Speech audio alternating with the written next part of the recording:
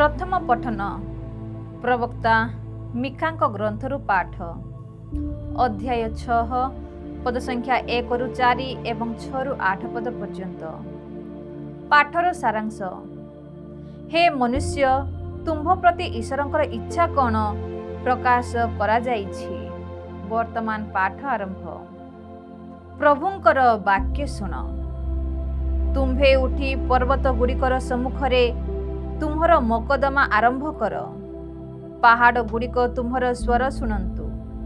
हे पर्वत सकल, हे पृथ्वीर अटल भर्ती सकल प्रभुंकर मकदमा शुण। कारण निज लोकंक सहित प्रभुंकर विवाद अछि। इस्राएल विरोधरे प्रभु प्रतिवाद करिवे। हे आत्मीय जने, तुम्भर आम्भे कि अमंगल करिअछु। काहिरे आम्भे तुमको भाराक्रांत करिअछु।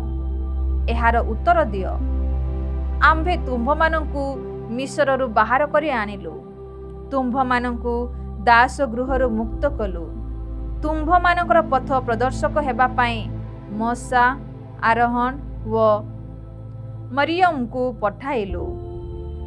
आम्भे कोन नै प्रभुंकर सम्मुख को आसीबु एवं ऊर्ध्वस्थ परमेश्वरंकु प्रणाम करिबु।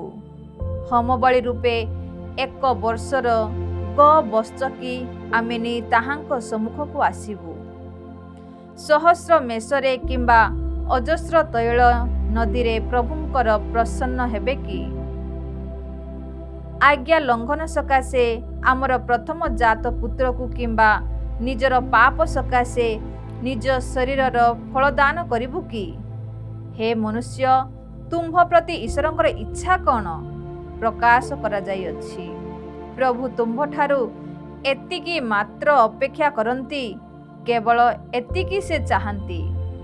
न्यायोजित भावरे कार्य करिबा पाई, कमल भावरे प्रेम करिबा पाई एवं परमेश्वरंक आगरे नम्र भावरे चलिबा पाई। एहा ईश्वरंक वाक्य। परमेश्वरंको धन्यवाद। साधु माथ्यूंक लिखित सुसमाचार पाठ अध्याय 12 पद संख्या 38 रु 42। एहा परे केतेक धर्मशास्त्री व फारिसी माने ताहांकु कहिले, हे गुरु, आमे तुमठारु एक निदर्शन देखिबाकू इच्छा करूछु।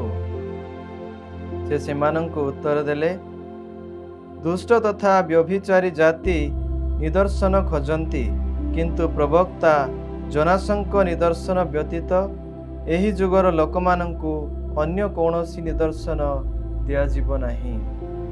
कारण जोनास जेपरि 3 दिन ओ 3 राति तिमी माछ गर्भरे थिले। कारण जोनास जेपरि 3 दिन ओ 3 राति तिमी माछ गर्भरे थिले, मनुष्य पुत्र सेहीपरि 3 दिन ओ 3 राति भूगर्भरे रहिबे। विचार दिनरे निनिवेर लोके उठी एही जाति विरुद्धरे दोषारोप करिवे। कारण जोनासंक प्रचार फलरे सिमाने अनुताप करिथिले। आउ देख, एठारे जोनासंक अपेक्षा जणे महान व्यक्ति अछंती।